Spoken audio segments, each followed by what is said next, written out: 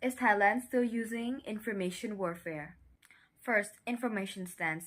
As a matter of fact, yesterday after the clash between Cambodian villagers and Thai forces, we saw major newspapers reporting on the heated events, with the headlines Cambodia side protesters, Thai side police. At 7:30 p.m. on September 17th, Al Jazeera reported the truth with the headline Thai forces fire rubber bullets, tear gas in clash with Cambodian villagers.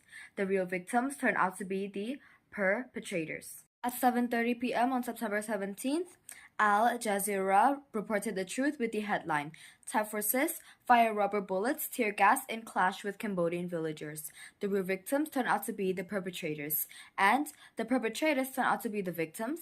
The word protesters means protest groups.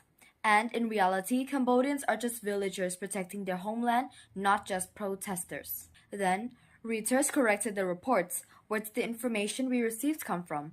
Of course, from Thailand, but this may be a lot of things. We will talk about it later. Second, information war. Readers of my articles may know that the angle I wrote first on the first day of the Cambodian-Thailand conflict was the information war. That most of our Cambodian brothers in my country's side did not know what it was. This is his first post on July 24, 2025. He predicted that Thailand would use this tactic from the beginning, and I myself sat down to gather real information from clear sources from all angles to write to you because we can't gather information, panic, chaos, and worry will make it harder for us. And at this moment, Thailand is still using it, and even more strongly demanding that we keep the real information, whether it is fake or official or unofficial. Clear which is why we are fighting each other even though the war is not over. As a result, if the information is unclear, the source is unclear.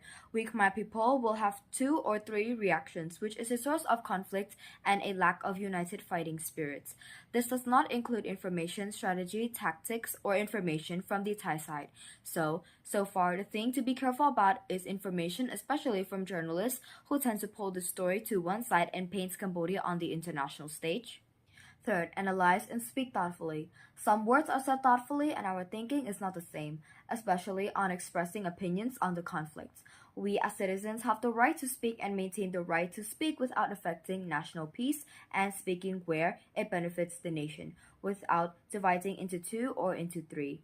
In addition, we as citizens can say this, that at the same time, the royal government is dealing with the same issue. Solving this conflict is not as easy as it seems. It requires many components, and there are some places that we do not know, and there is no clear source. Maintain a stable balance rather than panicking before the situation has not arrived. The solution in front of us is no one in hurt to be by this.